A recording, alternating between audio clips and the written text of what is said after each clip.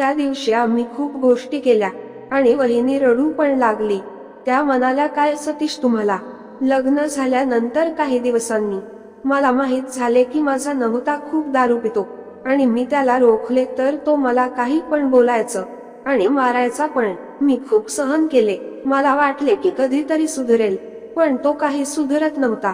उलट त्याचे पिणे अजून वाढले होते आणि काम पण कमी करू लागला आणि जे पैसे मिळत होते त्याची दारू पित होता. आईच्या पेन्शनवर घर चालत होते, पण त्याला मुलाची या माझी असतो. या आईच्या तब्येत खराब असेल तरी काही फरक पडत नव्हता. त्याला फक्त दारू महत्वाची होती.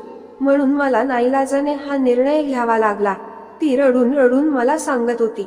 मी तिचे डोळे पुसले आणि तिला म्हणालो, वहिनी, सर्व ठीक होईल. तुम्ही चांगले आहे ना, तर तुमचे कधी वाईट होणार नाही.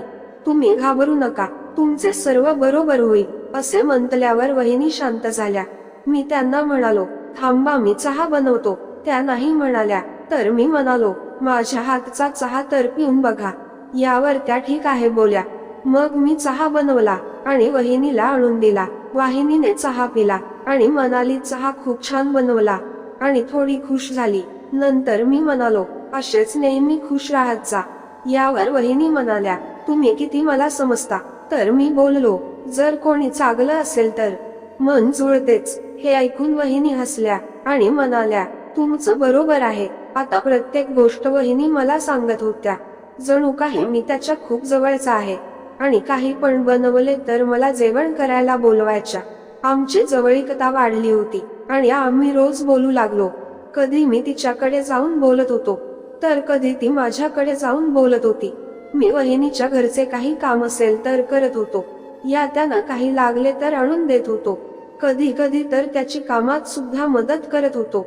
जणू काही मी त्याच्या घरचा सदस्य झालो होतो. त्याच्या मुलीसोबत रोज खेळत होती. तसेच वहिनी आणि माझी आता जवळीकता खूप वाढली होती. मित्रांनो, जर तुम्ही पहिला भाग ऐकला नसेल तर लगेच ऐकून घ्या. हा दुसरा भाग आहे, जे मी तुझ्यासमोर मांडत आहे. एके दिवशी सकाळी 8 वाजता उठल्यावर मी उठून तयार झालो. तेवढ्यात रुपाली वहिनीने नाश्ता तयार आहे म्हणत कॉल केला. नाश्ता करून मी ड्युटीला गेलो. आता वहिनी आणि माझी चांगली मैत्री झाली होती. त्याच्या घरी माझे येणे जाणे आता कॉमन झाले होते. मी जेव्हाही मोकळा असलो तेव्हा कधी आजीच्या जवळ बसून बोलायचो, तर कधी तिच्या मुली बरोबर खेळायला लागायचो. हळूहळू मी त्यांच्या कुटुंबाचा सदस्य सारखा झालो होतो. एके दिवशी मी कंपनीत ओव्हरटाईम करत होतो, तेव्हा मला वहिनीचा फोन आला. ती म्हणाली, सतीश, काय करतोस? मी म्हणालो, विशेष काही नाही. ती म्हणाली, माझी आई आणि चिव 2 दिवसांसाठी परिसरातील महिलांसोबत बाहेर जात आहे. तू लवकर घरी ये, तुला त्यांना सोडायचे आहे. मी विचारले, आजी किती वाजता जाणार? तर वहिनी म्हणाली, ते संध्याकाळी निघतील. मी पटकन माझे काम संपवून माझ्या खोलीकडे निघालो. मी ऑफिसमधून घरी निघालो तेव्हा संध्याकाळ झाली होती. मी नुकतेच माझ्या खोलीत पोहोचलो आणि माझे कपडे बदलले तेव्हा वहिनीने हाक मारली, सतीश, तू कुठे आहेस? तर मी म्हणालो, मी माझ्या खोलीत आहे. वहिनी म्हणाली, लवकर ये, यांना सोडायचे आहे. मी म्हणालो, हो येतो. नंतर मी आजी आणि चिवला नेऊन दिले. जाताना वहिनी म्हणाली, मी माझ्याकडे जेवण बनवत आहे, तर तू रात्री इकडेच ये. काही वेळाने मी त्याच्या घरी पोहोचलो. वहिनी किचनमध्ये जेवण बनवत होत्या. वहिनी म्हणाली, थांब, मी जेवण आणते. मग आम्ही दोघेही हॉलमध्ये आलो आणि जेवू लागलो. आज वहिनीने माझा आवडता जेवण बनवले होते. जेवण आणताच म्हणाली, तुझ्या आवडीच जेवण बनवलं आहे. मी गमतीने म्हणालो, मला दोन्ही आवडतात. ती म्हणाली, 2 काय? मी बोललो, एक जेवण आणि दुसरं. तिच्याकडे पाहू लागलो. ती समजली होती, पण काही बोलली नाही आणि हसली. आता आमचे एकमेकांकडे बघून जेवण सुरू होते.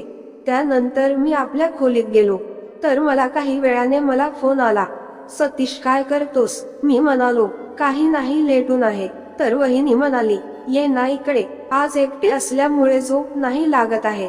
बोलू आपण थोडा वेळ. मी ठीक आहे म्हणालो आणि रूम मध्ये गेलो तर वाहिनीने नेकबोर्डवर नवीन ब्रश पसरवली होती आणि पूर्ण रूम परफ्यूमचा वास येत होता. मला काही समजले काही काय तिच्या मनात आहे तर तस तर माझ्या पण मनात खूप दिवसापासून होते, पण माझी बोलायची हिंमत नव्हती. काही वेळाने वहिनी आल्या. त्यांना पाहून माझे डोळे मोठे झाले. मी गपचूप माझ्या वहिनीकडे बघू लागलो. त्या माझ्याकडे आल्या आणि म्हणाल्या, काय झाले? तुम्ही मला पहिल्यांदा पाहिलंय का? मी म्हणालो, नाही, पण आज तू खूप सुंदर दिसत आहेस. कारण आज त्या नेहमी सारखे कपडे नव्हते, थोडे वेगळे कपडे होते. ती म्हणाली, मी आहेच सुंदर, तुम्हाला आज दिसत आहे का? मी म्हणालो, तस नाही वहिनी, आज खूपच सुंदर दिसत आहे. आता ती लाजली आणि हसली. पण आता आमच्यातले वातावरण चेंज झालं होत. सर्वत्र परफ्यूमचा सुगंध दळवतल होता आणि तो सुगंध आम्हा दोघांना भारावून टाकत होता. आता आमचे मन विचित्र दिशेने धावत होते आणि आम्हाला काही करण्यास भाग पाडत होते. आता मी हिम्मत करून थोडा जवळ.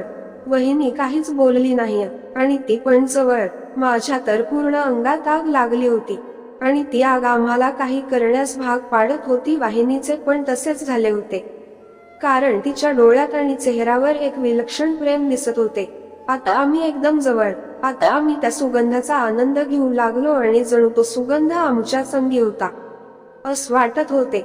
खूप वेळ असंच चालल्यावर आम्ही शांत झालो. माझी पहिली वेळ असल्यामुळे मला खूप भारी वाटले. वहिनी शांत होत्या. मी विचारले, काय झाले? तर त्या म्हणाल्या, खूप दिवसानंतर मला आनंद मिळाला.